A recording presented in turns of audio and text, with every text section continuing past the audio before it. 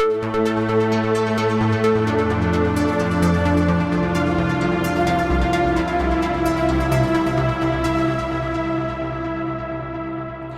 and welcome to another bonus edition of the Sensibly Speaking podcast with me, Chris Shelton, the critical thinker at large, coming at you for another episode, a bonus episode. And this week, I am speaking with a friend of mine, Brandon Estrella, who has been friends with me for a couple years now. He is conservative. I am liberal. I like to call these impossible conversations. They're not really impossible conversations, but it sure seems like that these days, doesn't it? We are not reaching across the aisle. We're not having conversations. We're not finding common ground. And that's, I think we're getting a little tired, also a little worn out about that. And I think we talked about that a little bit in this podcast. We did this on Monday night with the idea of posting it on Tuesday. That didn't happen, so I'm posting it today. And it is, we are going to be talking about the Super Tuesday. We're going to be talking about the election. This is very politically heavy as a podcast. That's why it's a bonus episode for this week. It's just a conversation. It's really nothing more than that. But I thought it might be of interest to some of you out there. I know the vast majority of my listeners really don't care about my politics, and I get that. I really do. I'm not pretending to be a political pundit. I'm not trying to play one on TV. But I do have a voice, and I do have opinions, and I do have ideas. And some of them, believe it or not, are well-considered ideas. And some of these things I've been thinking about or working on or studying for a long time as part of the whole process of becoming a real boy, in the world. So that's the point of view from which I'm posting these podcasts. I'm not trying to be an authoritative person. I'm not trying to tell everybody how to act or how to think. But I do see a lot of people out there who say and things or act on things that are just not true. And at the end of the day, we really do just want to believe true things. And it's hard. It's difficult when you see things that are false being spread about by people who really should know better. And if they would take the time, maybe they could know better, And I'm sure there's tons of potholes and landmines and even, spiked pits that I'm falling into as well due to my own ignorance. So I don't say all these things from a position of, supreme knowledge or ivory tower wisdom or something. I'm just trying to throw some ideas out there and see what people think about them. So, and maybe, hopefully, push things in a generally better direction, because I think that's really, at the end of the day, what most of us want anyway.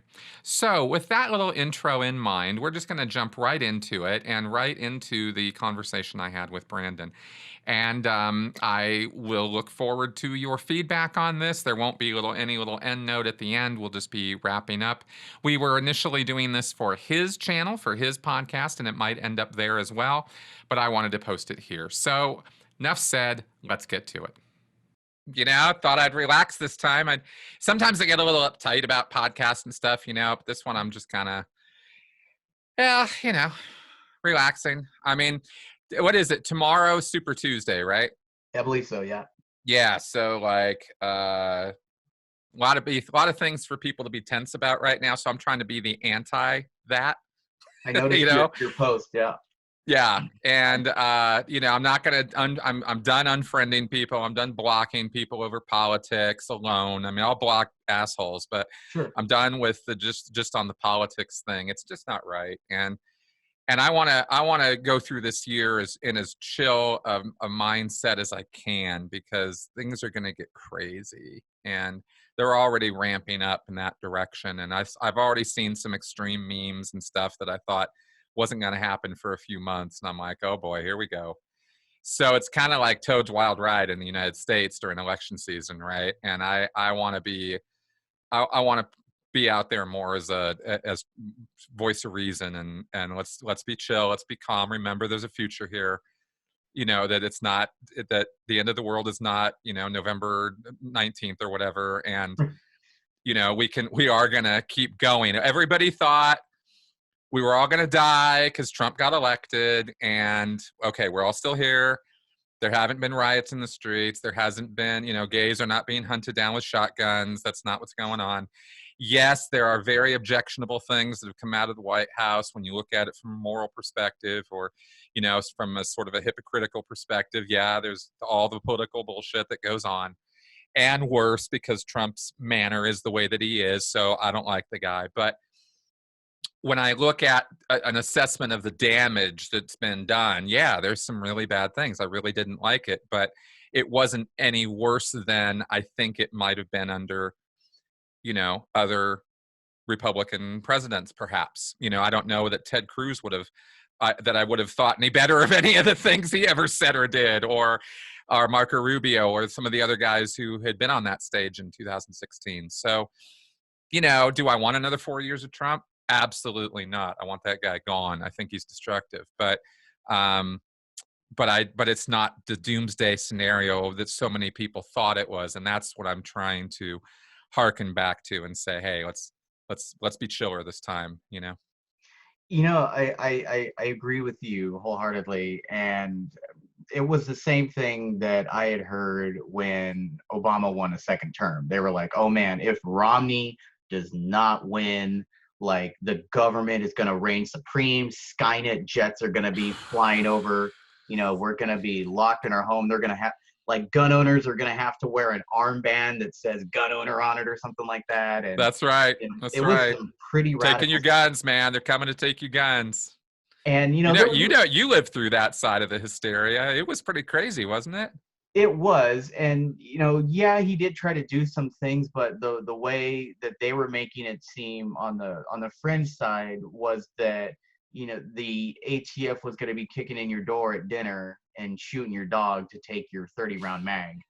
And exactly. and, could the United States come to that point?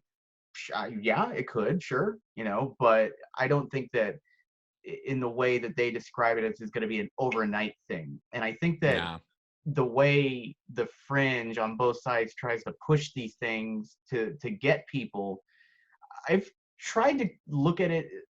Do they put these things in a way to where it terrifies people to get them politically active, to make money, or to rile up a base to get the results that they want? I mean, what do you think their agenda is in this type of rhetoric? Well, the thing about all this is that there's a lot of different agendas at once. You've got all kinds of circles within circles spinning around and around here, right? And you got to look at the different levels of involvement. You got the media at one level; they're after clicks, they're after advertising dollars. That's pretty much what the major media sources have become, and they've been having to lay off journalists in print media, and it's been downsized and downsized again because it's become more of an internet business model for news, the distribution of news now. And that distribution model relies on clicks in order to produce ad money. It's no different than YouTube. You need the clicks, not just the views. It's not how many people are reading your articles, it's how many people are clicking on the advertisements. So the advertisements become themselves disguised as political articles or other kinds of science articles. And those are getting clicks that way, even though people aren't even aware that they're clicking on an advertisement. It's in little tiny print. You see that kind of thing. So that's the money-making side of news journalism, and that's taken over the news journalism. So you've got that vector, I guess you could say, of information delivery, but it's, we want money for this, so click the ads and everything that goes on in that. Then you've got politicians who want your votes because they don't get to stay in office if they don't get your vote. So they're going to tell you anything and everything they need to that you want to hear so that you will simply check the box by their name come voting time. And that is the only real use that they have for most of their constituents. They have special interest groups they work for who donate money to them, which is why I say they work for them, right? Those are the people who are paying for the politicians to actually get to Washington, to buy the media, to grease the palms, to do what needs to be done in order to get there. And they need there's no substitute for votes. You can't do it. You got to get the votes. So they've got to get your vote. And DC is a very amoral place. Nobody cares about moral compasses in DC. That's not how that town works. Right. And from a certain point of view, there's a sensibility to that. You don't need emotional, moral clouding when you're trying to make very objective decisions about laws and regulations and rules. You want a steady head. But at the same time, if you completely toss your moral compass out the door, then who are you doing this for, and who is it benefiting, right? And we start seeing that politicians are working more for their donors, and especially the big donors, because they're the ones who are playing let's make a deal to get the politicians to do what they want. And that we find by survey that politicians are doing that more than they're serving us. So when it comes to campaign time and campaign rhetoric, they want the vote. And the way they're going to get your vote is to tell you what they think you want to hear. And then ramp up social media and the PR and marketing and all that of themselves to convince you to do that.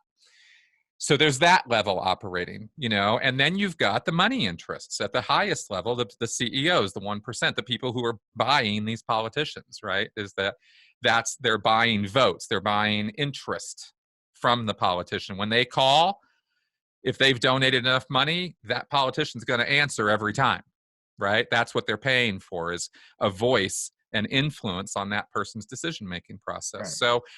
So different levels. I'm breaking it all down here pretty detailed, but it's all happening. Yeah, it's kind of like when my friend was applying for a concealed weapons permit in California, and the only way that he could do it is if that he donated to the sheriff's department, and that's how you get your CCW in certain counties, is that you have to donate. And then you can get surprise. Exactly. It's at all levels. We're just talking about the political machines, but the bureaucracies, which include law enforcement as well as every other bureaucracy out there, you're not going to find one. You will not find one that is made up of human beings that doesn't have some level of corruption in it at some point. I think people have this false opinion of what American politicians are about. If they they hold this strong moral compass and they want to do what is in the best interests of the people, and I think that people forget a lot that the people that we elect, they're no different from you and I. They're not some person to be held up on a pedestal or anything like that. They have their faults. They have their own demons and skeletons and whatnot. And I think people just get so shocked when they find out that, oh, this politician received $200 million from, I don't know, what, Time Warner or something like that. Name a company. And they're just like, how could they do that? How could they betray our way of moral compasses and ideology in America? Right. Where have you been hiding the last couple hundred years? And well, exactly. It's the system, and it works the way it's going to work, But I mean, that's not wrong to call out, moral inequities. It's not wrong to call out bad behavior. I mean, we need to. This is how we keep a rein on these things and keep it from going completely out of control. But it's just, to expect that we're going to have these virtue systems where everybody is doing their part like a little ant, in the hive or something. It does we're way too complicated for that kind of operation.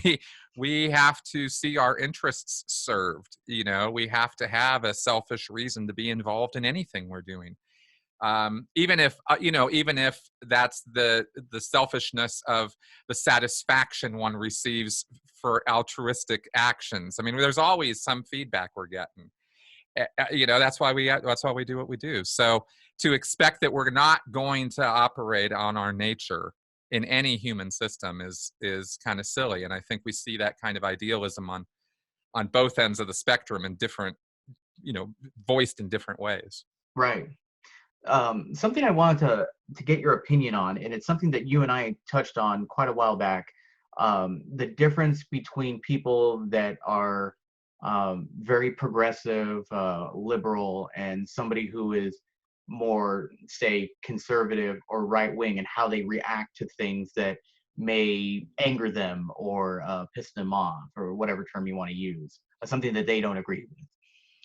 And I think that you and I were talking that to somebody who is more liberal, is more open to emotions, say the arts, feeling like things through music and being very in touch with their feelings and their emotions, versus people that may be conservative are more accepting and invite a structure, a law and order type society.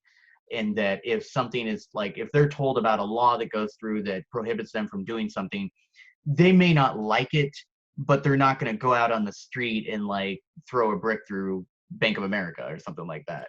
Right. For most Right. of the part. That's right. They do have their things. They may rant and rave on Twitter and be like, screw the government, but there's definitely a seeable difference. And when it comes to the whole political spectrum, I've noticed, especially right now, as you said earlier about things heating up, um, when somebody finds out on that side, on the progressive side, when they find out that you're a Trump supporter, or that you're going to a Trump rally, or anything that starts with a T, you are enemy number one. You're not seen as somebody who is, um, the only reason you voted for Trump is because you hate Mexicans and anybody who is not fluorescent. And that's it. That is where the bus stops. Right. It's insane to think that you actually, bought and believed the whole thing about the economy or jobs or whatever. Why do you think that, and maybe this can help people on the right before they, fire back when they get something thrown at them? Because my whole goal in this coming thing is try to help mend the bridges that I think have been kind of been broken. Um, I don't think we've seen this kind of divisiveness, because I remember, and I think I was telling you about this, that, you know, 8 years ago, we could all sit at a dinner table or talk online, through whatever thing. And I could be like, oh yeah, I voted for Mitt, or oh yeah, I voted for Cheney or something like that. And it wouldn't be like, what, you freaking Nazi, or, what, you crazy socialist. It wasn't like that. Maybe I'd be like, oh, okay, whatever, but it wouldn't amount to where it is now. How do you think that somebody on the right who is a Trump supporter can react to somebody that only sees them as a Nazi or something like that? Like, what would be your recommendations on how to maybe just be like, hey, look, I'm not so. And Yeah, it's rough, because you're talking about extremism on the left. You're not talking about everybody on the left, and this is an important point, actually. right, In the absolutely. same, because we're talking about the haters, the guys on the left who are like, it's my way or the highway. That's extremist thinking. I And would when say, Mhm. I'm sorry, I would say it was probably mostly like the Young Turks type crowd. Right. Yeah, And those guys rile up and live on the tears of the extreme right, and in a way the tears of the extreme left, because they play up victimology and stuff. um you can sympathize with a position, you can understand a position, you can say, okay, I want to help somebody in that position. But there's a difference between that, which is called support, right, or allyship, or whatever you want to call it, empathy, understanding. And people on the right are just as capable of that as people on the left. We're all human beings. It's a right, capability that we have. But when that's rejected by people on the left or people on the right, right, at like that time we tried to do that podcast with the gun guys, I kind of got kicked back in my face for it, right? And it was like, well, that didn't feel so good, so I said, okay, well, I'm done. People respond that way because when they have okay, I'll meet you in the middle, I'll try to get there, I'll try to see things from your point of view, and maybe I can kind of get there. And then they get rebuffed. Well, that's not good enough. It has to be, you have to fully support that. You have to be all in. If you don't see this as the critical moment or the critical point of the election or this person or this issue, if you don't see that, then you're part of the problem. This whole thing, right? yeah, And we get this attitude. We get this attitude on both sides, but we only really, really hear about it from the progressives, and it's a funny thing because you're dealing with extremism, and on social media the only solution to that is really just block it and move on, because that's one person. It's not the entirety. It's not a spokesperson. It's not even there is no spokesperson for the entire left any more than there's a spokesperson for the entire right. I mean, can you imagine such a thing? somebody And trying to represent themselves that way, it would just, I mean, come on, everybody knows that's just nonsense. There's all kinds of layers and levels to this. So that kind of extremism is just, it's simply not constructive to engage with it at all. I used to have a different idea about this, but a few years of engaging with it on both ends has definitely disabused me of the idea that on social media, you're going to be able to get anywhere. In person, that's a whole different thing. I have noticed, like, when some of these there's this guy, his name is, he works for the Blaze. He's actually quite moderate, and he goes to colleges, and he's not one of the provocateurs, but he actually goes up and he'll be like, "Hey, my name is Elijah Schaefer. Like, we're here at Texas University, whatever." And he's like, "I'm gonna tell you straight out of the gate, I'm a Trump supporter, but I want to understand where you're coming from. I want," and then before he could say like another word, 20 Antifa guys come and swarm around him, and they'll be like, "You better get out of here before you crack your skull open." Right. And he'll be like, "Whoa, you don't even know me." They're like, "We don't have to know you. You're a Nazi. We don't want to have anything to do with you." And I can remember him saying, he's like, "I'm not a Nazi. Like, I'm mixed race. I just want to be able, how can we fix this? Because it's going to get worse if we don't get better." That's And right. they don't want to hear him out, because and already they have this preconceived notion of what he is, just because by affiliation. And I guess that That's right. that was my point. Like, how do we, even in public, um you know Yeah, again, you're dealing with the worst of the extremists, though. These are the toughest questions because, Antifa is at the extreme end of American left, at the same way that the neo-Nazis are at the extreme end of the American right, as we understand it, right? In Europe, it would be looked at a little bit differently, but here in the US, that's how it is. So you're talking about hardcore, like radicalized people. Antifa are not regular run-of-the-mill Joe and Bill, left-wing voters who are, understand the nuances of issues. I've been attacked by Antifa, what did and they attack you for? I'm solidly left as well as you can get. They came after me because I was suggesting that another left-wing type person, Daryl Davis, a black man, black musician, who has had amazing success in one-on-one encounters and dealings with KKK members. Oh, okay, yeah, I know that That man. guy, right? He got 200 people in the KKK to disrobe and leave their membership, and that's not even what he was trying to do. He was just having conversations with them along the lines of street epistemology and sharing ideas and beliefs and trying to understand the question, why do you hate me when you don't even know me? Yep. And he just took that to the nth degree, and God damn, he was an amazing man. Yeah, And he well was. done on him for doing that, right? Yeah. So I point this out to the Antifa crowd who are just waiting to throw rocks at Nazis. And I go, hey, man, why don't you guys do what this guy did? If you really want to handle Nazis, and this was all on Twitter, the cesspool of the internet. And I say, you guys really want to do something about this? You don't have to be violent. This was the basic argument. You don't have to be violent. Preemptive violence is wrong. I said throwing rocks at them before they've done anything is wrong. And 3 days of relentless, just them all over my shit, right? I blocked so many people that weekend. They were just all over me, and they would not give an inch on this. I was a Nazi.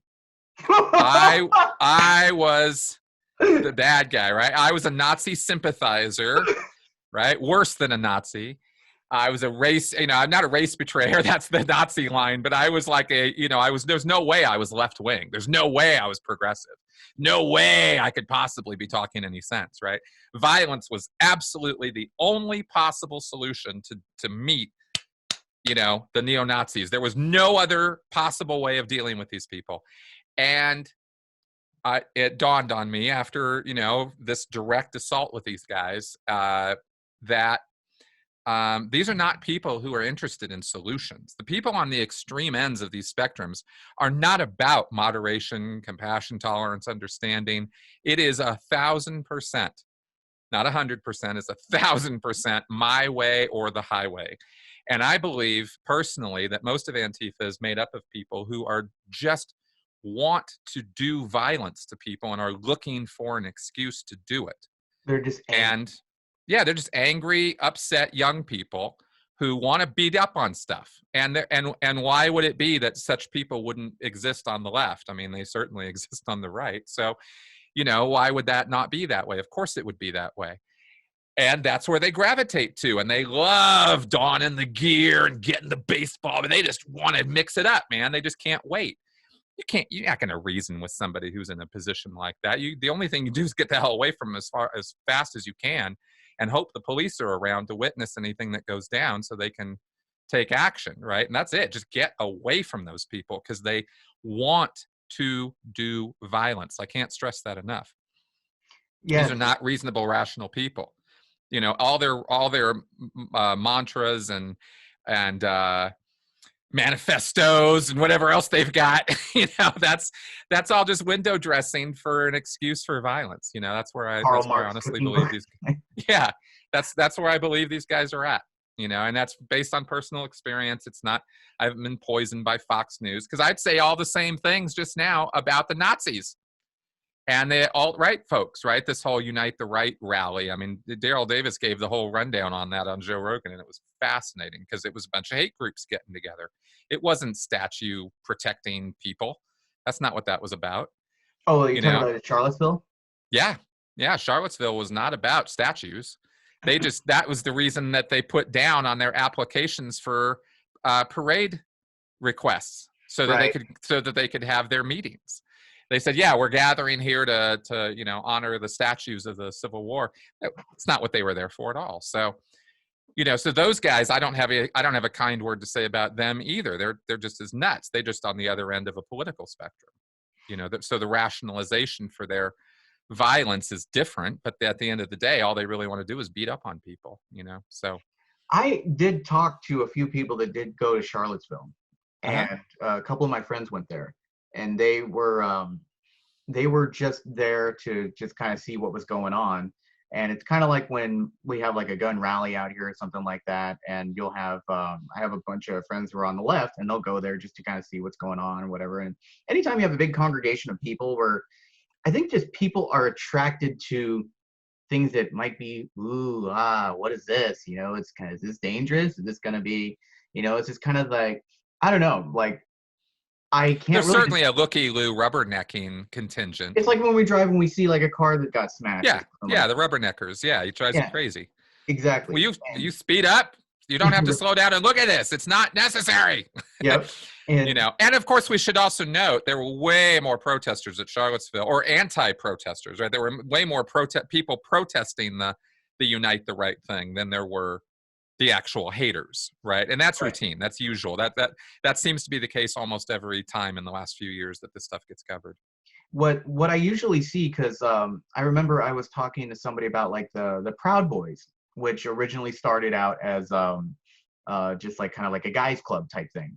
And then when it got huge and all these chapters started opening up and it was really not regulated, it got infiltrated by like, a couple like these white supremacy guys. And then Yep. before you know it, it was no longer just like, hey, let's go play pool after work with the guys type club. It became known as a white supremacy thing because nobody kind of pulled it in. And so I think that's how a lot of these things get started and how they get these images. You cannot create any sort of social club without kind of vetting your members and seeing what they really want to do. And Yeah, then it can get tough. Yeah. you get put in this camp with everyone else. The loudest will always have the most attention. You could have 100 regular people, but if you have two fringe people in there, excuse me, that are making all the fuss, they're going to be like, oh, those two people represent all these other people. And Exactly. it's And guilty that's by the biggest mistake we all make. We do this is universal, man, and it drives me crazy. It's one of the if there's like one thing I could change, right? Uh People's proclivity to doing that, to overgeneralize, to take one instance of something or a couple instances of something and generalize it out to the whole thing, whether it's political spectrum, religious spectrum, social issues. Man, people just go crazy with this stuff. Oh yeah, like I mean, you can apply that to the whole opioid crisis crap that's going on right now. Got that right. Couple people overdose. Well, we're going to take cancer patients off of pain meds because that makes sense. Because they're all trying to get high. So it's just you're absolutely right. If there would be some way we could do that, it would be great. Yeah. So with the whole Bernie thing, man, where do you see this going? Do you think? Oh, dude. Tomorrow's the big day, man. And I suck at predictions. I'm gonna say how I'm approaching this. I'm gonna talk about it that way. All right. Because who knows what's gonna happen. Tomorrow is gonna be a big day for America. Tomorrow's going to be a real game-changing day for America. Either way it goes. And I've pretty much decided at this point that it seems pretty clear it's Biden and Bernie as the contenders, right? Bloomberg is, throwing an unspeakable amount of money at this, but nobody likes the guy. Not really helping him. No, it's not helping him at all. And it really actually one of the reasons that I like Bloomberg running is and the results he's getting is because it's kind of showing that you can't just buy an election. And this is the standard trope every time, right? Rich people win. And let's face it, rich people are the ones who occupy seats in D.C. at least, and certainly in state legislators. It's, the rich rise to the top because of the resources they have to buy the PR and the marketing and the commercials and stuff. But Bloomberg is showing that alone ain't gonna do it. If you suck as a candidate, then you suck as a candidate. And Bloomberg has not established trust and rapport with the American public. So he ain't moving the dial for anybody, despite how much money he throws at it. So that's been an interesting object lesson. But I don't think he's a contender at all tomorrow. I think it's going to be between Biden and Bernie. And what that really means is the left has got a decision to make, which it's making right now. It's been in the throes of it for months. Does it want to be the party of progress, or does it want to be the party of the Democratic establishment, which is the Democratic money, the people who are on the left, who have left-leaning views but have a lot of money? The Bill Gates of the world, right? Is that who they want to be catering to? Or do they really want to be the party of the people and be the progressive party that's going to move, the government dial in the direction of helping its citizens when they need it? And that's what's going to be decided tomorrow based on who the candidate is. Now, whether that candidate then wins against Trump is a whole nother matter. And again, I'm not making any predictions about that right now. We've got months to watch this thing roll out. Yeah. But that's what I think's happening right now. And that's why I'm watching it with such interest, and why I've been throwing my voice into it a little bit, just on some social media stuff. Because I'm just very, very interested in where this is going to go. Yeah, I was a little interested. I was reading a mutual friend of ours who came over to the house one time, and she put on her Facebook that she was just all in for Warren, and that actually shocked me. I was a little surprised. I was too. She was in for Warren, and yeah. I think that and I've also known some other people that have been in for Warren too, as well as Biden. And there was a couple people that were on booty gigs and stuff. Yep. I don't hate Buttigieg the way some people do. I just think that he's got the personality of a head of lettuce. But Well, I was down with the guy until about 2 weeks ago, when it became really super clear. Actually, maybe about 3 weeks ago, when it became super clear that he was going heavily establishment. He was starting to pick up the establishment party lines, the anti-Bernie stuff. Hey, we need somebody who's going to take Trump out. We need a solid, this very moderate push. When he started imitating Obama's speech patterns. Yeah, let's talk about it. Let's talk math. And I was like, yeah. Yeah. I was like, dude, this is way too obvious. This is way too, you should not be doing this. This is not good for you right now. Because it was too obvious, Obama's speech patterns are specific, he talks in a very measured way. I admire the hell out of his public speaking. He was a great speaker. Yeah. Brilliant speaker. And his speechwriters were good, and he vetted his work, and he knew how to give a speech. That man is a brilliant speaker. When he was giving a speech, you couldn't tell that he was reading the teleprompters. Right. It flowed natural. Like, he just got into it and he grooved it. Like, when Trump talks, he's all like, today we're having a very fine patriotic day in the United States. We have Americans all over. Like, he just looks And he's Yeah, like, yeah. If he's that coherent, I mean, yeah. it is hard for that man to put sentences together. It is difficult to watch him. It's There's like a very guy with a difficult. pointer stick going like, Yeah, right. And I mean, and I'm a content creator, so like I have something to say about people speaking, you know. But man, so anyway, yeah, yeah. Obama was a real dream as a public speaker. But Buttigieg, you know, Buttigieg was fine before that. I think he was responding to or trying to respond to the criticism of him coming across like a child or not being the adult in the room. But let's face it, he he's is the young. child in the room politically. He's a mayor in Indiana. I mean, the guy needs to get into Congress and get his feet wet in DC and see how DC works. And then, I mean, Obama was a junior senator, you know, at least get there Community before organizer, a lot of launching. stuff done. Yeah, I mean, because if you don't know how DC works, how can I trust you to go in there as a newcomer and navigate those waters? Those are deep waters, man, Yeah, and you gotta know what's up. And yeah, then, not to mention foreign relations. So, yeah. yeah, Buttigieg went from playing softball at the local park to wanting to go and play in the majors. And exactly, and I'm like, exactly.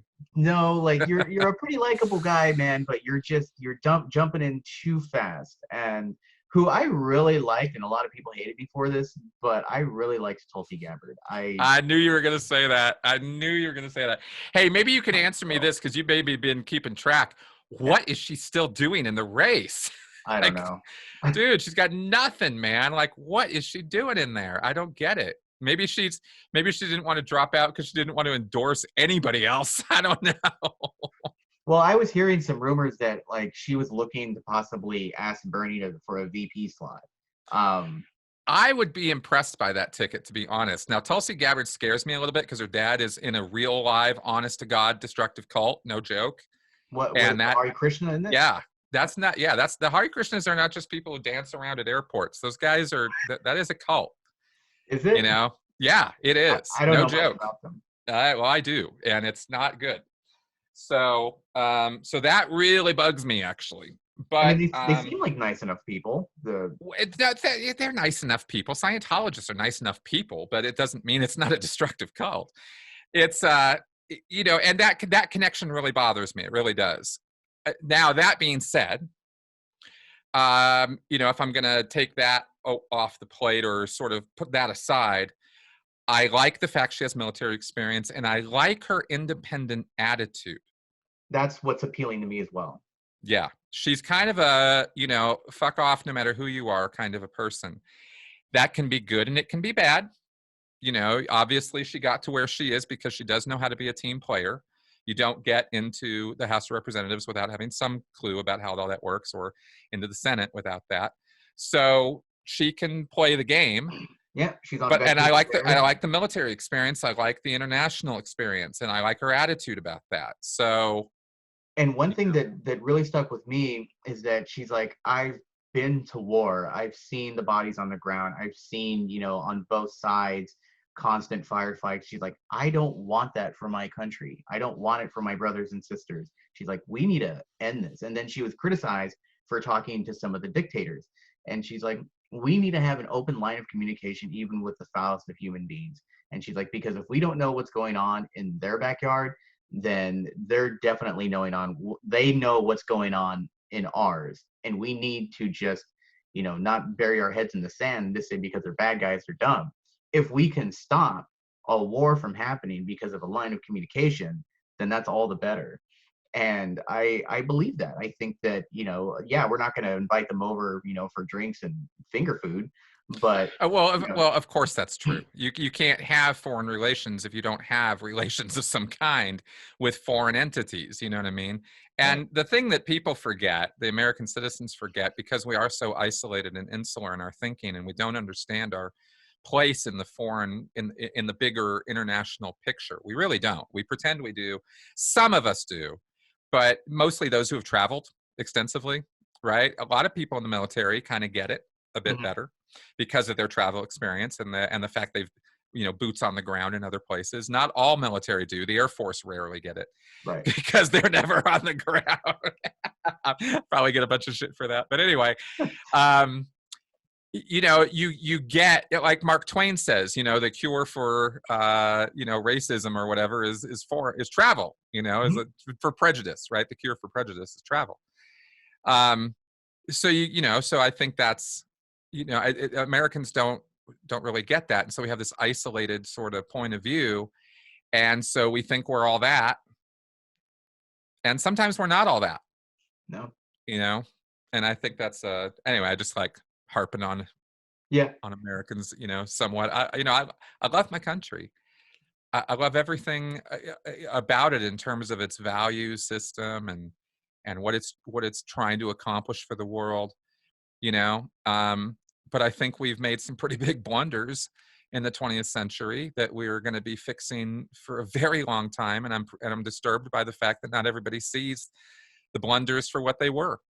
Some people still go, no, that wasn't, you know, Iraq was fully justified, you know, Vietnam was absolutely necessary. And you're kind of like, Not really. you know, Like, I know a few people who were there who would argue different, you know? yes. Yeah. I think there's, and this is what a lot of people don't understand. You can still support the military without supporting war. Of course you And can. for some reason, a lot of people don't get that. They think that if you don't support the war or the operation or the campaign, whatever, that you somehow hate the uniform. That's nothing. That has nothing to do with it. I fully support the Vietnam veterans and what they were compelled to do over in Vietnam. But I do not agree with the Vietnam War. It was a pointless war. We should have never been over there.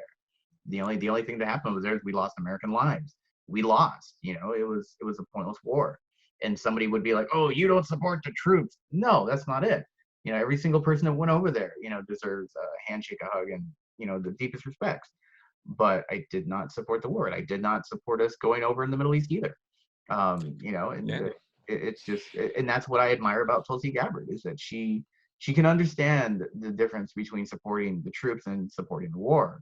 And I also like that she doesn't have, she's not a right winger, but she's not a left winger either. She has picked all these little different pieces that I can be like, yeah, I can get with that, you know? Yeah, she's kind of not really a firm puzzle piece that fits easily into the, you know, many people's picture of how these spectrums work and what you're supposed to quote unquote have, which I think is only going to continue to be a problem as we move forward. Um, and if this divisiveness continues and we don't figure out how to mend some fences and get things back to how they've traditionally been, and it's a little hard to see that happening at this point. Um, then, you know, I think the fluidity of our definitions of what it means to be a left and a right, you know, are going to change, and that's natural enough. I mean, the reason, you know, what was it from the French government or French Revolution or something? That was the people who gathered on the left and the people who gathered on the right, like they split them up that way in the room, and that's why it's called the left and the right. You know, Yep. it's arbitrary. It's completely arbitrary is my point, you know. So and you have switches. I mean, the Democrats used to be the Republicans and the Republicans were the Democrats if you go back to The Dixie Abraham Chicks. Lincoln's day, to pre-Civil War, right? So whatever, things change, you know. I also think right now America is trying to decide what type of country it wants to be. Yeah, I think exactly. there's a lot of that going on. Like, That's right. do we want to become a governized like country? Do we want to surrender a lot of our, I'm not gonna say individual rights, but maybe a lot of things that we used to want to take things on our own? Do we want to hand that over to the government? Could they possibly do a better job? And then in another way, like some thinking would be like, no, we need less government. You know, we want more individual, more independence. And I think it's very interesting to see because you have two different age groups right now that are kind of going back and forth. You have people my age that kind of blend in with the millennials, and then you have people that you know, like my parents that are in their 70s and 60s and later 50s. And the conversation I was having with my mother the other night, I asked her, you know, where do you stand on everything right now politically and like with you know, the candidates? And she's like, well, I think Bernie brings up a lot of really important issues. She said that healthcare, whether you agree with it on how it's done or not, it's an important issue. She's like, your father and I are diabetic. We need healthcare, and that is something that a lot of people cannot afford because of the extreme prices. And so I understand people gravitating towards Bernie Sanders because he talks about everyday issues that affects Americans. And then she's like, but with that said, he's too far left for me. But I do agree with a lot of things that he talks about. And she's like, and this is where I get frustrated, is that there are a few things that I agree with Trump on. But again, I find myself voting against somebody rather than for somebody. And because my mom's left wing, but she's a Kennedy Democrat, and she's moderate left in my Right. Well, thought. that's the epitome of the moderate left right there, what you just described. Right. And that's the Biden voter right there. You Yeah. know. They, Let me just say this real fast before I forget. yeah. Because there's a response I want to throw out there to the moderate thinking people just to consider or chew on, which is none of us, at least those of us I believe who are really thinking this through and thinking through the potential barriers to, if Bernie were to win, what would it take to enact his policies? None of us expect that on day 1 or day 100 we're going to have universal health care in this country, or that he's going to sign some executive orders or something and bypass Congress and get a bunch of stuff done. We don't even want that. We didn't like it when Trump did it. We don't want Bernie to do it. We want him to use the levers of power that exist, already in our Constitution to enact what needs to be enacted, which means he ain't going to get most of what he wants. But at least he's going to be the first guy to actually go and push for it for real, and not just appease what they consider the fringe voters, which is what they've thought of Bernie's people up until now, as is just this fringe, this bothersome group of people who keep coming up, right? Which is why there was so much rage in 2016 when Bernie got ousted on the primaries. People were, furious on the left over this. So there's not just a fringe. It's a lot of people on the left who want these things, but they know that they're never going to get them with a moderate. Biden's not going to push for universal health care. He's going to drop it like a hot potato as soon as he gets there, right? These guys aren't going to push for that. Klobuchar was never going to push for it. Buttigieg was never going to push for it, ever, in any way. So the ball wasn't going to move at all. The needle wasn't going to move at all. And with Bernie in there, he's not going to get everything he's asking for. Who does? Name me one president who's gotten everything he promised, right? Oh, of course. Or even a fraction of what they promised. And everybody's freaking out over the promises instead of realistically looking at, this is the only way that we start the ball moving down that road towards universal health care that we all desperately need. So I wish people would temper some of their, protestations with a little thinking about, well, would that really happen? No, of course it wouldn't. So, calm down, guys. It's not Armageddon if Bernie wins, Do you think that people should maybe build on Obamacare? And this is something that I've heard, is that if you want to improve your home, and if you don't like the color of your drapes, you don't burn down your house and then build a whole new foundation. You just change your drapes. Obamacare was a very good idea. And I think that there was a lot of holes in it, and I lost my health care. I lost everything with it, and my premiums skyrocketed. But people also benefited from it that were people that could barely afford to get health care benefited from the silver, gold, bronze, whatever. But for people in the middle class, we really lost out. So I think that if we went back to Obamacare and made it so that you have two types of options. If you're with a union and you're getting healthcare from working at Safeway or something like that, and it's a good plan and you like it, whatever, we're not going to touch that. But if you cannot afford healthcare, then you get a basic but good quality system that will be able to take care of you and your family. And there's a lot of different budgets that we could, change around. Like, I've talked about the military budget before. Just on 5 weapons alone from Raytheon, we could probably, help most of the states. And Exactly. so I think there's a lot of ways that we don't exactly have to do an all or nothing type thing. And Well, I we don't. Of course we don't. And of course we can't. We're too invested in it. There's too much private industry locked up in who are taxpayers and part of the economy. And it's a major part of our economy, I believe. If you look at the entire insurance industry, private insurance, and then you add in, what public health care already exists, the Medicaid, level, who all the employees that keep that thing going, et cetera. So yeah, there's a whole lot of there's way more work here than is ever going to get done in 4 or even 8 years under one president. Way more work, right? Now let's point out also the fact that Obamacare was completely and utterly sabotaged by the GOP, right? Who had it for weeks, months, I think, in revisions and committees, taking out this, altering that, modifying this, purposefully ruining it, by the way, so that it would have that effect on the middle class purposefully, so that they would be paying more, so that they would hate it, so that they could more easily repeal it. But even as bad as they made it, more people want it than not, and they're deathly afraid to touch it. So now they're trying to get the Supreme Court to do their dirty work for them. It's pathetic what they've pulled on this whole thing, because they are trying to protect the interests of the insurance industry and the pharmaceuticals who pay for them to get into office. I mean, it's so simple. A child could see this. This is not the complicated part of DC politics. right, just follow the money. Exactly, every time, right? So we end up getting screwed in the process. So yeah, to answer your question, or to talk to your point there, yeah, of course, all of these things are going to be a gradual evolution. It's not going to be a, new broom sweeps clean. That was the kind of crap that Trump thought he was going to pull, you know. And then he comes out after a few months and he's like, "Oh, healthcare is so complicated. Who knew?"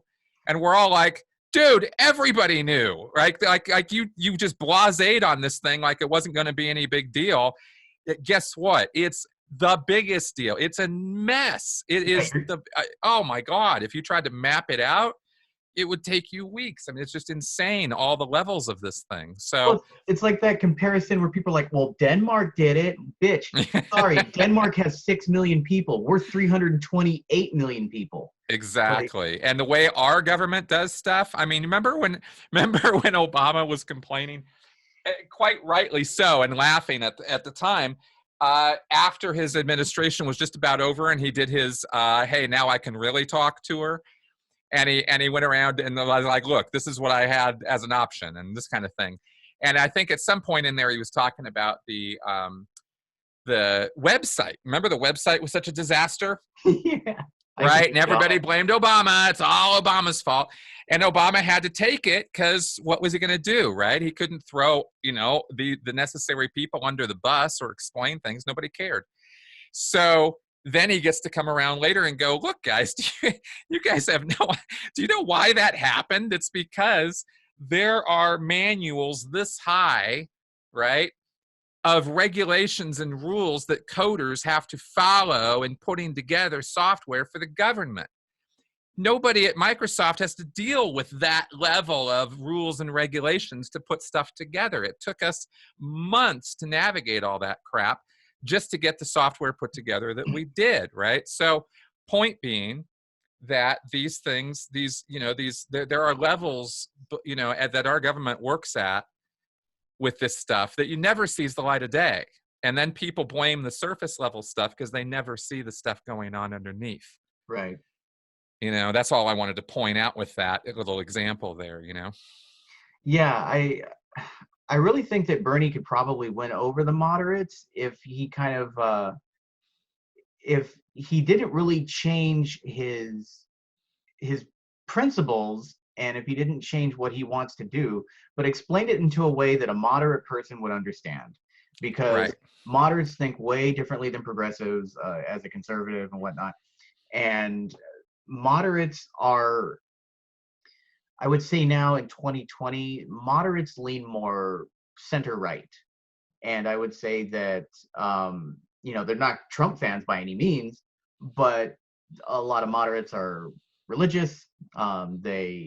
They look in, be it Catholic or somewhat of a Christian kind of base type thing. They may not be devout. I think you're probably right about that. I think you're probably right in the United States about that. But Mhm. I think it would depend on what issues you're talking about too, because so many of these people also are single issue voters. So it's kind of like depends on what issue you're talking about as to whether they're conservative or Well, liberal. on But I think you're right about there being more moderate right than moderate left.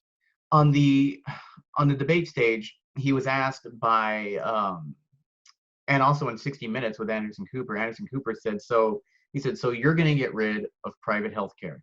And he said, yes, but we're going to make universal health care better.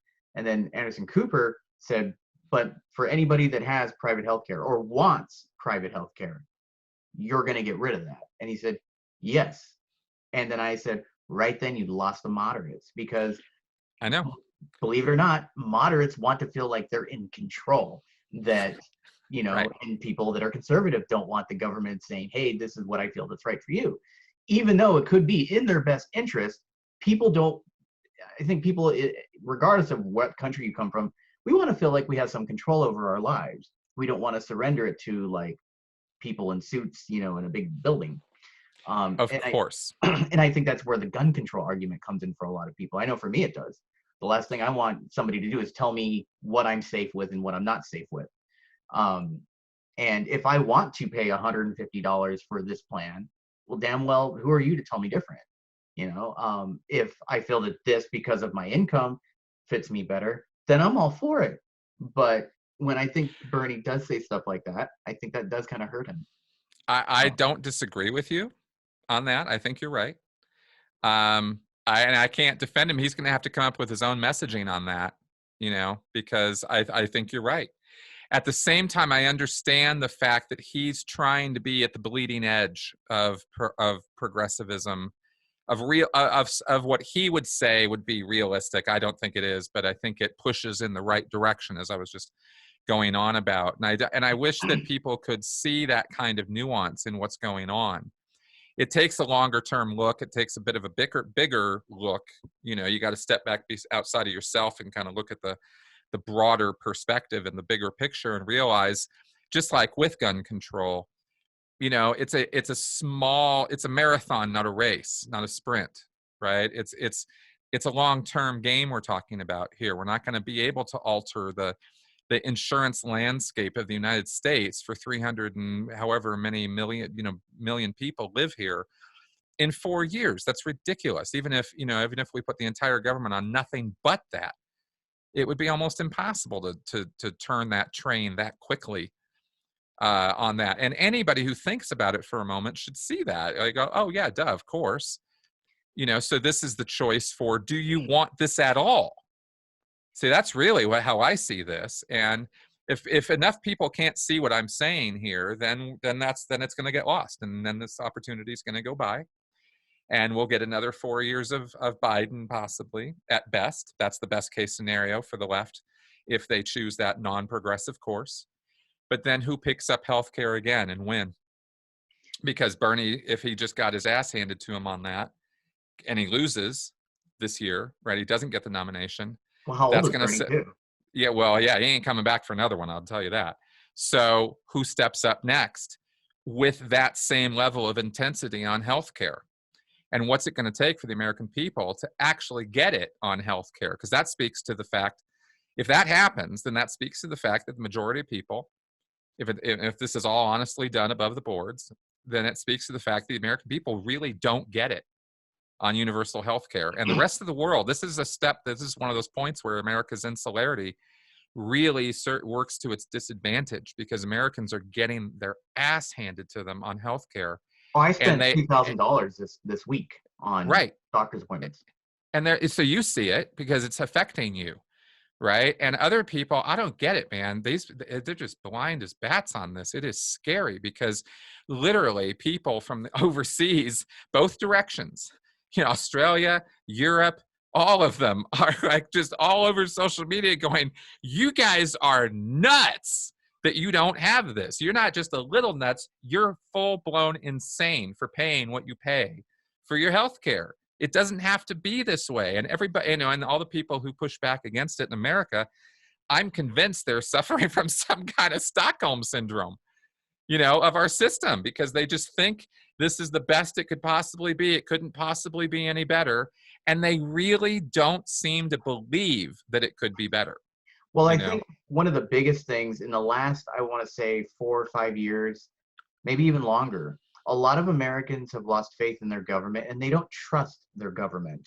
Yeah. They want more solidarity with their being in control of their lives and whatnot, and more individual.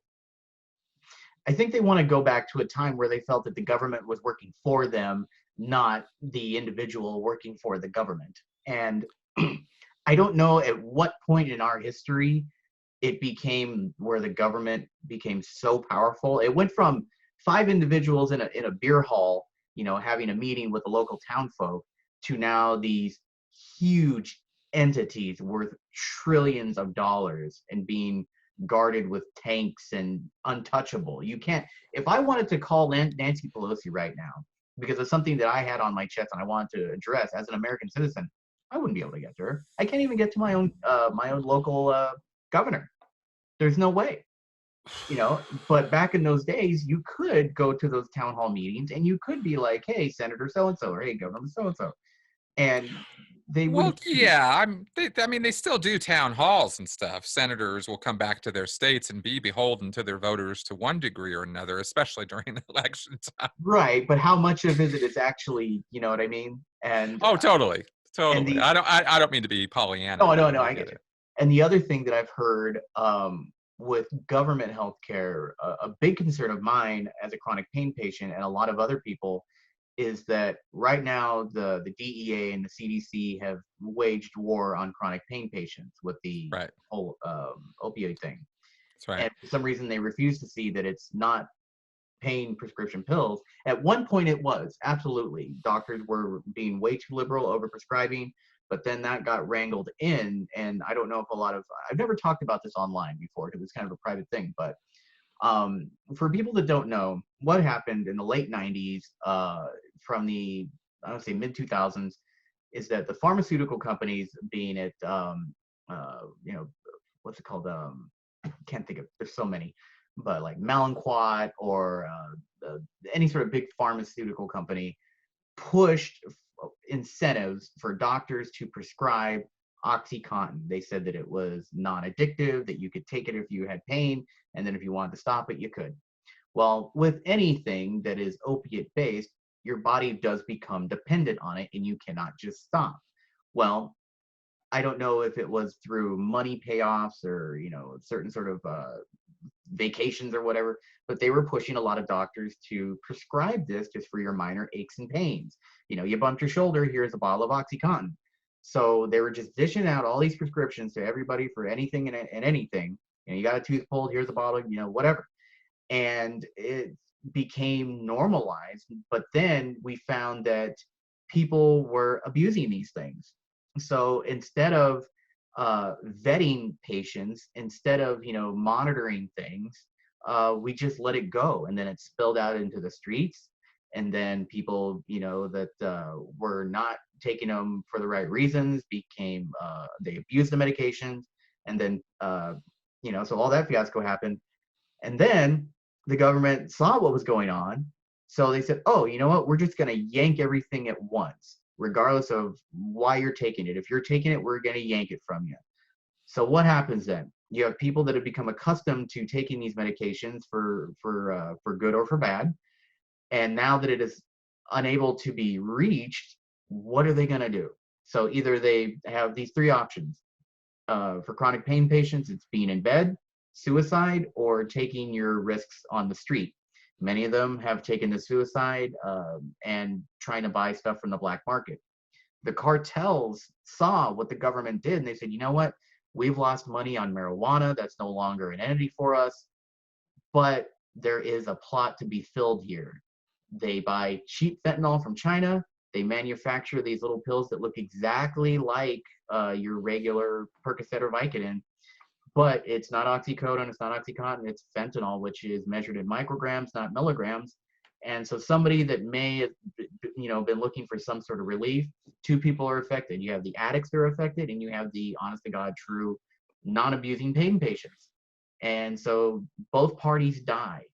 And the CDC came out in 2016 with the MME. It's the morphine equivalency measurements, which all opioids are attached to what does it rate in morphine. Everyone is treated in a general thing. Nobody is treated as an individual when it comes to pain medication. So if you're 265 pounds and you've been on pain medication for 20 years and you have a high tolerance, you're being treated the same way as somebody who just got on pain medication 2 days ago. So, you're probably not getting enough, or you're getting too much, or nothing is treated as an individual anymore. So now you're having all these people killing themselves and overdosing on fentanyl. And the biggest, and my point of this was that if the government does control healthcare, and a lot of these people that have had their meds cut have had to file for disability now. They cannot play with kids anymore. They can't work full time. I used to be able to go to the gym. I used to be able to work full time. All that's been cut because of this. My biggest fear is that if the government does become totally in charge of health insurance, how far will that go with my pain medication? As of right now, I don't have insurance, so the insurance company is not telling me how, they're in the dark about a lot of things. I'm not doing anything wrong, but I'm sure if they saw something that they didn't agree with their policies, they may not fill it for me. And that's actually a lot of insurance companies are dropping covering pain medication. And a lot of pharmacies are doing that as well. So with that, if the government does become in control, who are they not to say, guess what?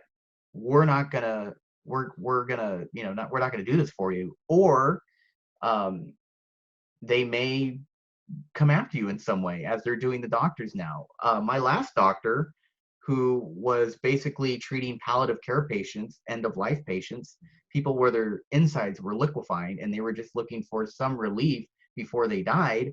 The DEA kicked in his door, took all his files in there with MP5 machine guns. And this guy was like 78 years old.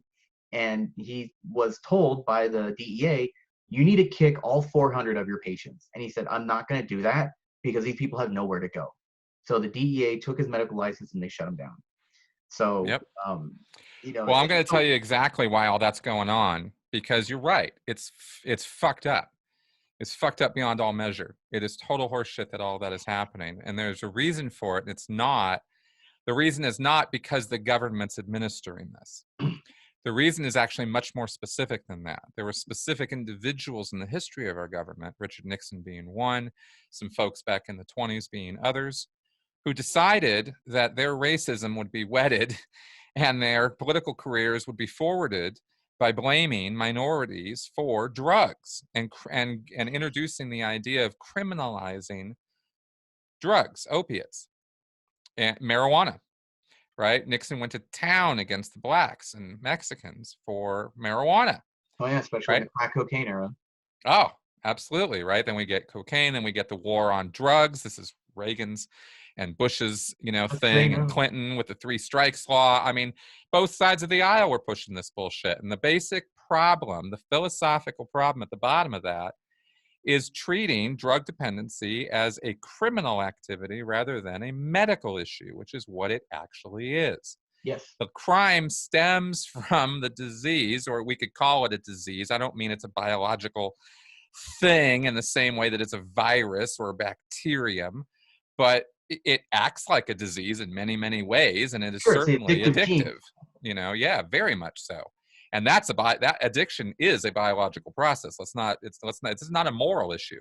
Right. So with the religious folk making it a moral issue and sermonizing about it as though it was some choice that you had to make in a moral way, which is not true. After you're addicted, it's all over. And people go, well, they made the choice to get onto them in the first place. Like, these are very ignorant statements. These are statements that are very ignorant of sociology, psychology, how all this stuff works, right? So people don't live in a vacuum. They don't just up and decide one day, oh, I think I'm going to go do some drugs. Right. There are so many points at play here. But the bottom line is that we have treated this problem, and it is a problem. I'm not taking away anything from the problem by saying it's a medical issue. I'm clarifying the solution for the problem is going to lie in the medical field, in the psychology field. It's not going to lie. We've had, what, 70 years now? How long has the DEA been in existence? How long have we had this war on drugs? How long have we been throwing people in prison? You know, the United States has more people in prison than any other place in the world. It's insane. And most of them there for drug charges. It's Three ridiculous. strikes law was a disaster. So I think, you know, we all know this is not some hidden history deep in the dark recesses of the internet. This is common knowledge. This is in documentaries on Netflix, for God's sake. You know, this is not hard to figure out or find out about. So now that we know what the problem actually is, why don't we stop this pretense that we're solving anything with the structures that we've built, the DEA and the walls and the thises and the that's, you know, and the laws that we have against these things and the schedule, the classifications of the drugs. These are completely off when marijuana is in the same schedule as heroin. Yeah, Bernie brings this up, right? And this is where our solutions lie, is again, if this is a problem you really want solved, Bernie's the guy, because he actually gets this. He understands. He literally stood on a stage the other night and said, marijuana is scheduled as the same level as heroin. It's ridiculous. That's crazy. On day one, we're doing away with that. He said it. On day one, we are doing away with that, right? Well, what we need to do, we need to follow the model of Portugal. You know, exactly. The decriminalization of narcotics in their first year, they had a 38% drop in overdoses. That's right. And it's not like you can go to Portugal. I checked this out. You can't go to Portugal and go to a dispensary. They're still not cool on you, you know, running around selling this stuff in their country. They just decriminalized the use of it. Right. And that made that big of a difference in 1 year, right? And they're still moving on this. Europe is way ahead of us on all things drugs, you know. So this is why we lose it on that. It's not who the president is. It's not the government structures so much. It's the whole philosophy of how we're tackling this problem. And dare I say it, this kind of thinking comes straight out of, you know, Christian morality. Eye for an eye, you know, Islam. It doesn't just exist in Islam. The whole eye for an eye thing, you know. Right. Yeah, they feel that, you know, any sort of healing can be done with, you know, prayer and just, you know, I'm sorry, but when you've been up for 3 days because it feels like somebody has like a katana shredding through your back, I don't care what your religion is, praying on your knees ain't gonna fix it. And exactly. The thing that I remember when Jeff Sessions came out and said to chronic pain patients, take a Tylenol. And I was like, dude, I just want to. Really? Oh my God. And, you know, with the whole drug thing, they have marijuana scheduled as a class 1 narcotic, which means it has no medicinal value. PCP is on a schedule 2 because they still use it. Psilocybin in Colorado, psilocybin right now is being used to treat some people with anxiety, depression, and whatnot. Ketamine has been going through some clinical trials in that, finding great success and all that. But I think for so long, as you said, we were conditioned to think of anything that starts Uggs, you know, that it's bad. That, and I'm not saying, you know, if you're not smoking a bowl of meth, it's probably not good for you because, you know, there's just logic in that sense. But if you can find some medicinal value in these things, and maybe because I think the biggest thing that the government or any sort of law enforcement agency misses with drug addicts is that they understand that they have a problem. They self-medicate to try and fix themselves. For a lot of people it's been shown that a lot of people that have social anxiety or depression, they'll drink, they'll use alcohol, they'll use cocaine, any sort of stimulants. And you know, just like if you're nervous, you have a couple drinks, cools you down. But for some people that have the addictive gene, you know, that person can either have a couple of drinks to unwind or they need to get blackout drunk. And our laws have not caught up to science. And I don't know Oh where God, are that you goes. kidding me, man? Our laws are totally 1800s. We're I mean, we're still yeah. waiting for the Maesters, man, at the Citadel. Yeah, I'm telling you, the psychology might as well not even exist for all the law cares. It's crazy how far behind they are, and you're right on the money with this stuff. We are really missing out, and this is where we need progressivism and progressive thinking, and we don't. Unfortunately, the kind of people who gravitate towards those fields tend to be fairly conservative. And so they're all about, no, we got to keep what we've got because it works and we're not going to mess it up because then it's not going to work. And you go, well, yeah, fair enough. But, there's also changing times and there are, things that need to be changed in these systems to keep them going, not with fads, but with real live change, and real progressive changes that make life easier for all of us, and that's what this is really about. And Bernie gets that. And I didn't see any other candidate who did. I thought Elizabeth Warren did too. I thought she was out there, and she is in some ways, but She'll say whatever she really needs to say. that's what's come clear to me is she will say pretty much anything she thinks she needs to. And I wasn't cool on her, knifing Bernie in the back either a couple Dude, days ago, oh, right? well, when she came Really out and said, uncool. I'm sorry, I didn't mean to interrupt you, but when she I came know. out and said, like, Bernie and I were in a private meeting in 2016, and he said a woman will never be president. I was like, dude, I may not be a huge fan of Bernie, but what I know about him, and I've watched a lot of his videos, and I've seen him back in the 60s with his crazy hair and sitting there and be like, we need to be more progressive. And I'm like, this guy has been a staunch progressive for as far as I can tell, holding hands with people on strike. He's been there in the trenches. I would never believe that he would say that about a woman. Exactly. And if he did say it, he probably said it in the light of, oh, it's going to be very hard with our current climate to get a woman president. And I think she saw that he was gaining ground and that he was going to one up her, and she's like, I need to use this because with the whole Me Too movement, I can use that to my advantage. And Exactly. so I didn't think that was right at all. No, it wasn't. And I'll tell you what's actually happening there. At least I get what's actually happening there. And that is that Elizabeth Warren is getting the sort of, we've been talking about the center moderates, and then you got Bernie's guys over maybe more left. But then there's these folks in between, these folks who kind of want progressive, but, not as much progressive as Bernie is saying. And she's more, kind of in this zone.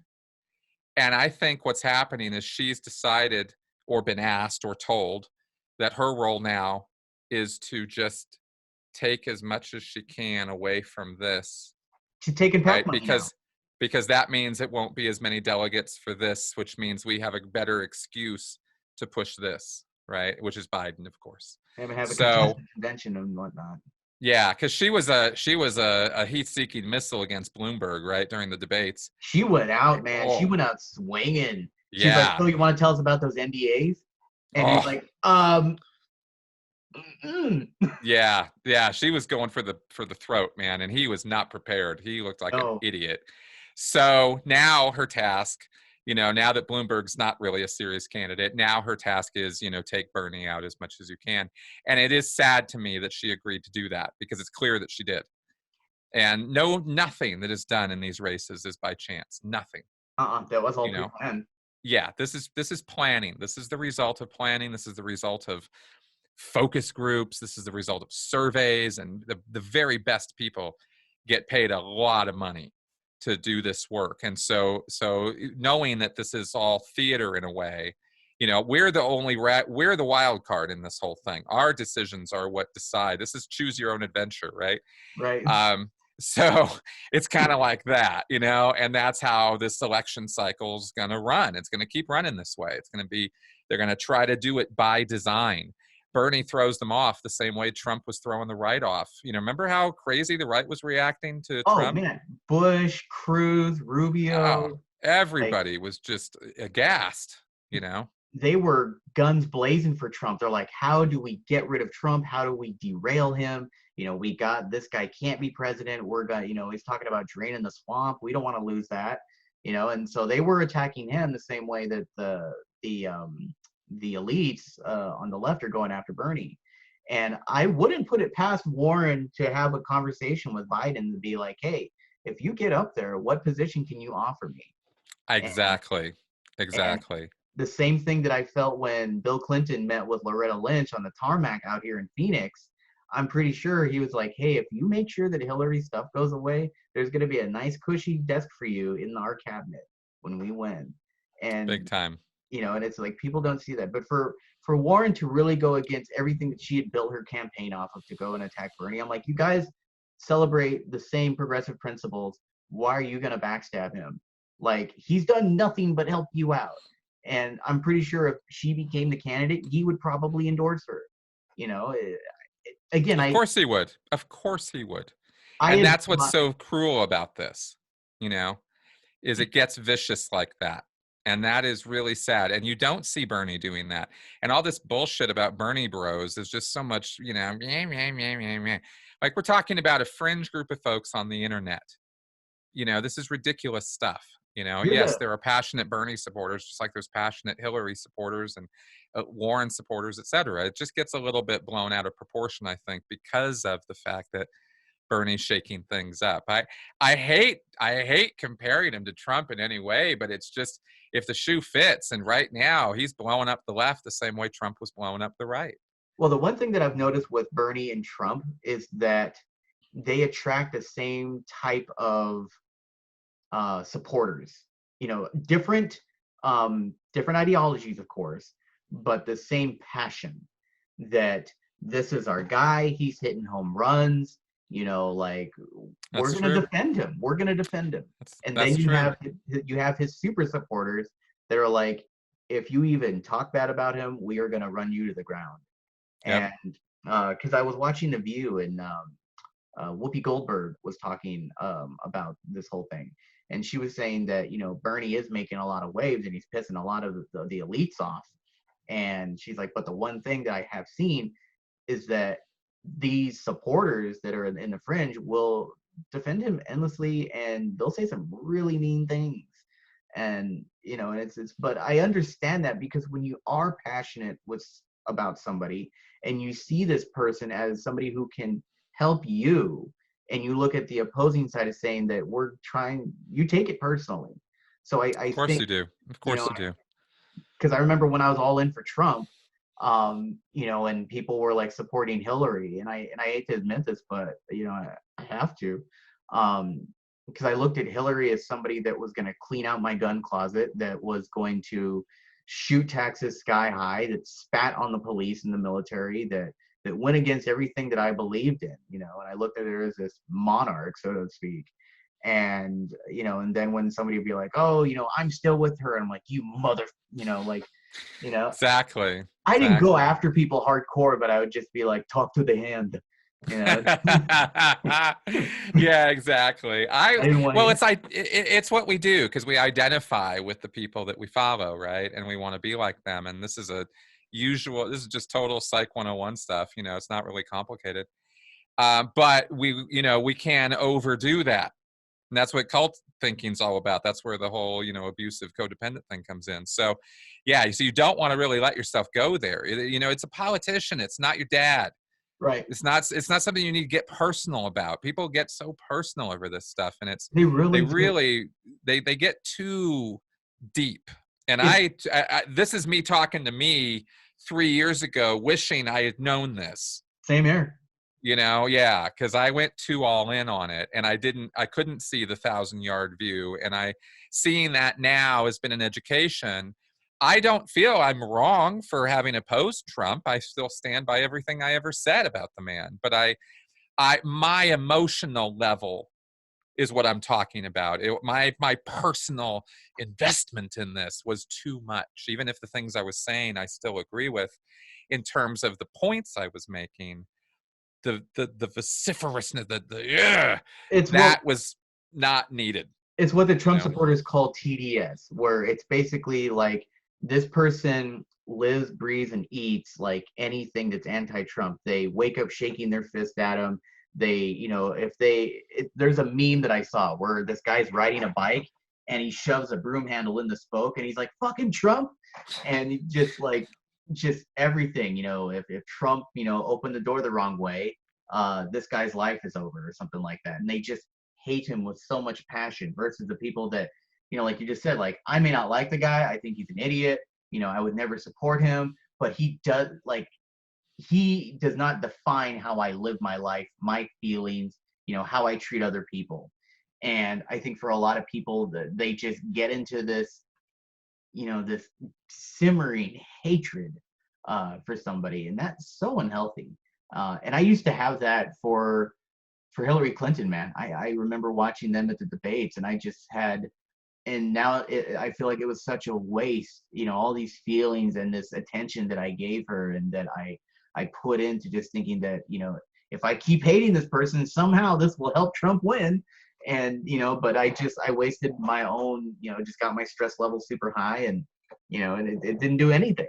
And I think for some people, like with Bernie supporters, when they're at a Bernie rally, or Trump supporters when they're at a Trump rally, when they're in the moment and they're enjoying and they're feeling that energy, it's kind of like being at a rock concert or something. They're thinking inside themselves, like, how can you not get on board with this? This is great. And the other side that supports the other person is probably like, well, why would I get on board with this? You guys are crazy. And then, back and forth. That's right. That's So right. it's, And this is all, all the cult mechanisms that I talk about, and there is a line, you use these things, you get all personal with this stuff, you get all into it. It can get a little culty, it's just that it doesn't become destructive. These are not destructive cults we're talking about here. This is political stuff. This is what people get into. It's tribalism. So, there's nothing you can really do in the end to prevent this stuff. It's kind of one of those things again where, we're going to get a little ridiculous if we keep going on about it, because it really is just our nature. mm-hmm. And you can't fight that. And as much as religious folks like to push back on this stuff and think that you can, you can't.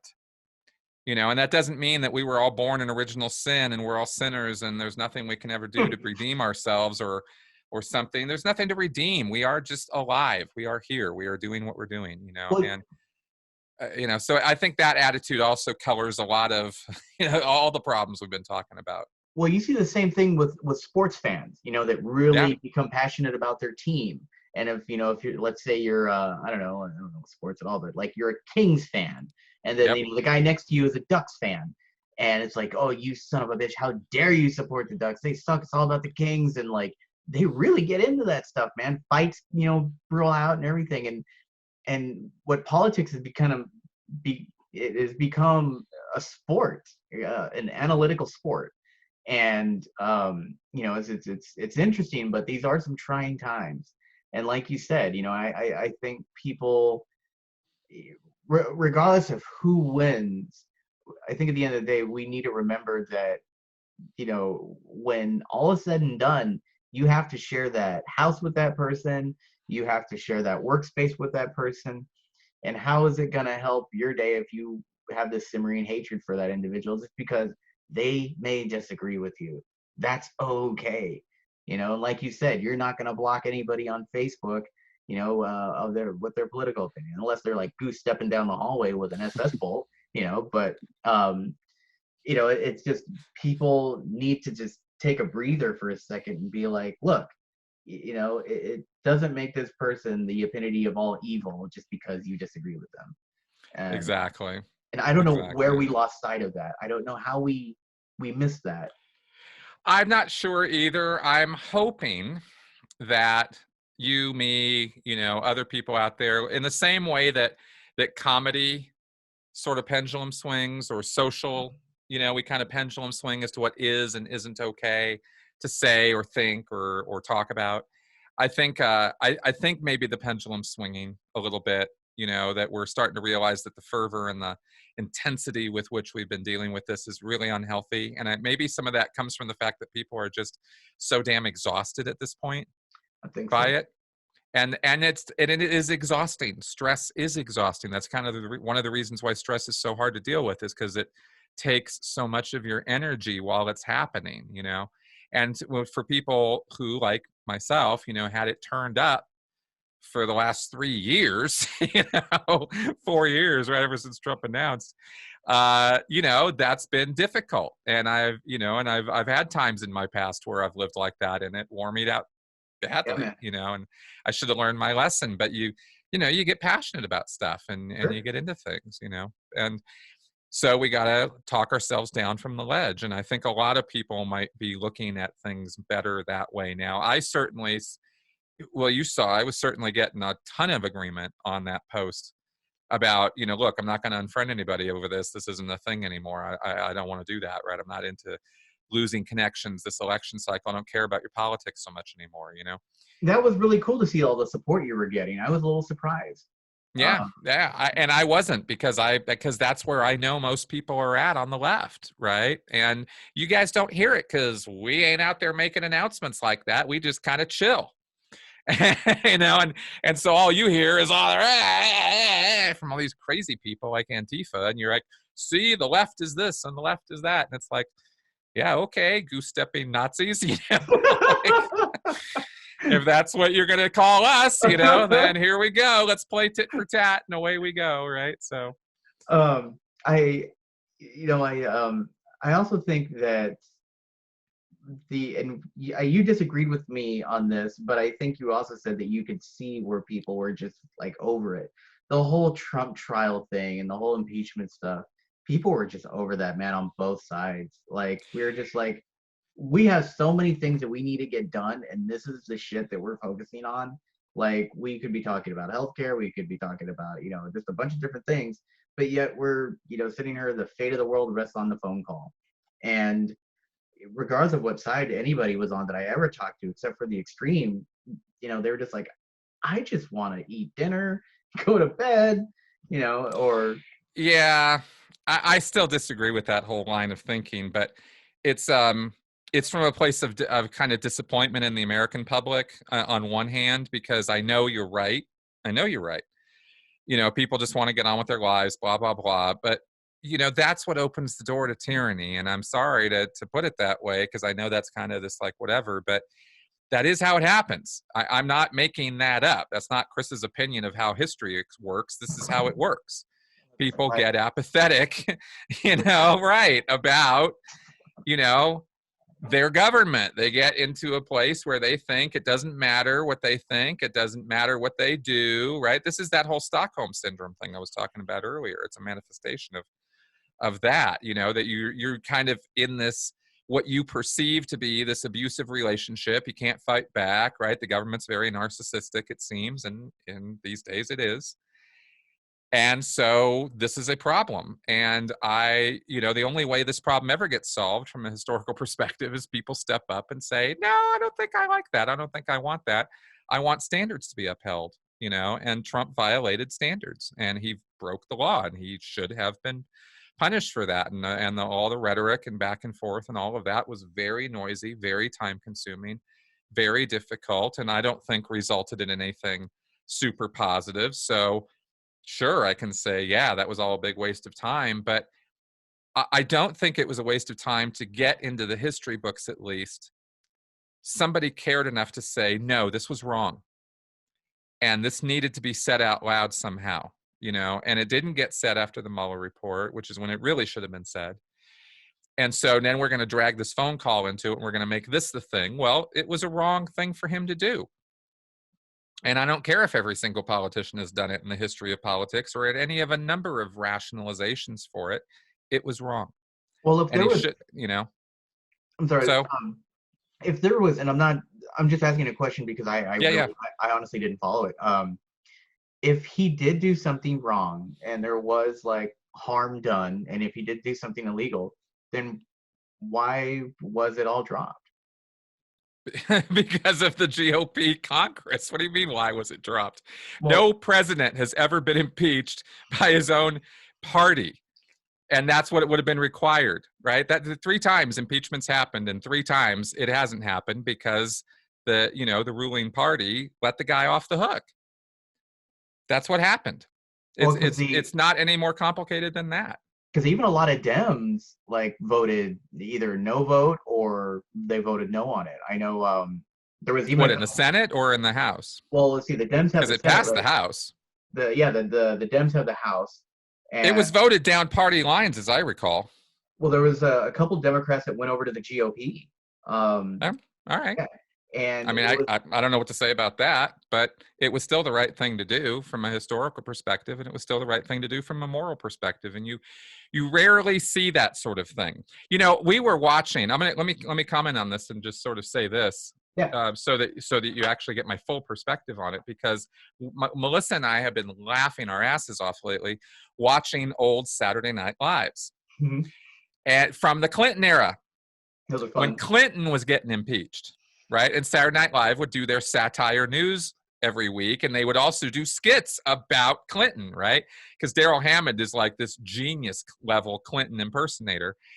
And if you go back and watch those episodes, Clinton was getting it the same way Trump was, Now right? And he was being impeached because he lied, right?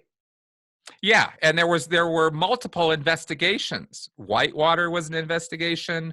I mean, Monica Lewinsky, she was the gal, right, who She's a ended up. Clinton aide, if I remember correctly. Yeah, well, there was a woman before that, Paula Jones, and there was Yep. another woman. I mean, Clinton was a womanizer, man, and he was also a crook in Arkansas. He was a total crook. He ran a whole political machine there. Him and his wife built it.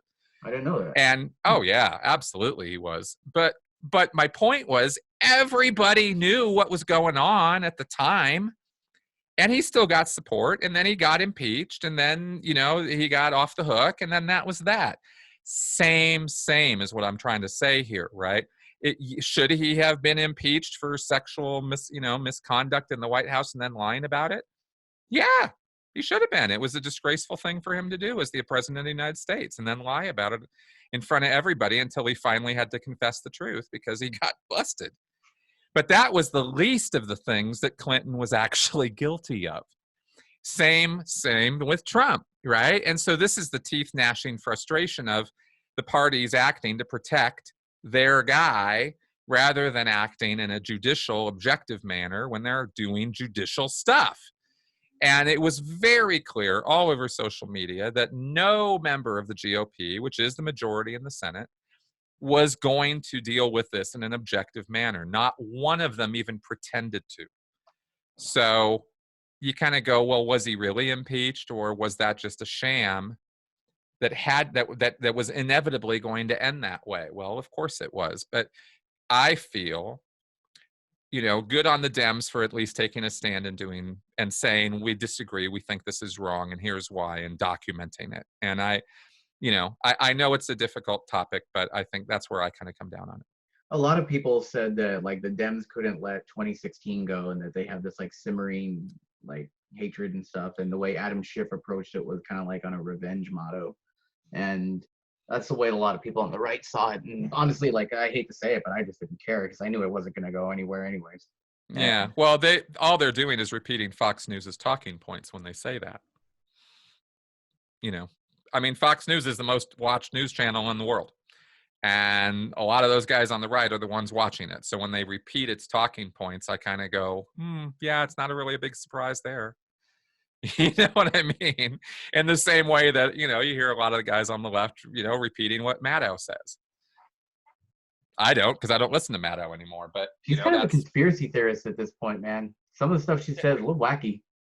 Yeah, and that could well be. Because that's how you get the clicks. Remember, it's all about the clicks for those guys these days. It's not about the truth. That sucks. And Used to be about the truth. It really did. It really did. But now it's not. well, that's why everyone, and say what you will about it, but Trump did kind of bring some light to the media. Unfortunately, he made it to where nobody trusts the media now, to where I think it should be He more only, nuanced than that.